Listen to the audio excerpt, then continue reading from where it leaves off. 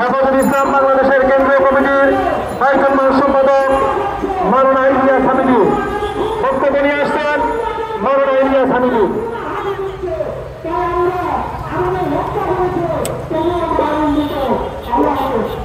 আলহামদুলিল্লাহি ওয়াহদা ওয়াসসালাতু ওয়াসসালামু আলা মান লা নাবিয়্যা বা'দা।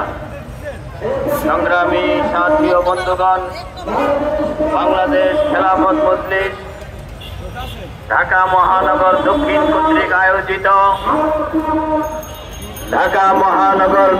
কর্তৃক আয়োজিত আজকের এই বিক্ষোভ মিছিল ও প্রতিবাদ সমাবেশ থেকে এবং আরেকটা হলো পৌত্তলিক মুসলিম, একদিকে পৌত্তলিক একদিকে ইহুদি, আরেকদিকে পৌত্তলিক মুসলিম, মিলটা কি পেয়েছেন? সুতরাং আপনি এই ইকুয়েশনটা মিলিয়ে নিন, হয়তো আপনার লড়াই এবং সংগ্রামের সাথেও পৃথিবীর লড়াই এবং সংগ্রামের একটা মিল থাকবে। তো সেই যে সংগ্রাম আমাদের সামনে আসবে সেটাকে মোকাবেলা করার জন্য আমাদের এখন থেকে কিছু প্রস্তুতি প্রয়োজন। সেই প্রস্তুতি সম্পর্কে আমরা কিছু কথা বলব এবং আমাদের বর্তমান যে বাংলাদেশের শাসন ব্যবস্থা আছে তাদের কাছে ওলামা জনতা ঐক্য পরিষদের পক্ষ থেকে কিছু দাবি আমি স্পষ্ট করে তুলে ধরব।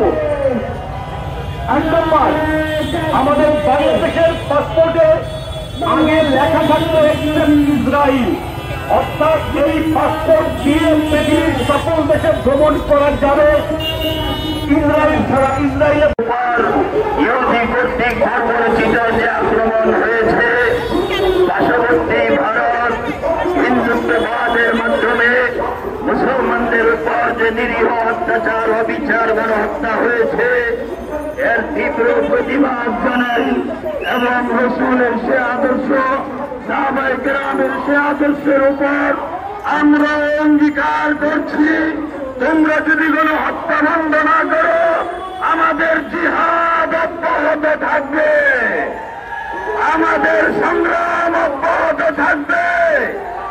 আমরা ভারতকে হুঁশিয়ার করে দিতে চাই, বাংলাদেশকে ফিলিস্তিন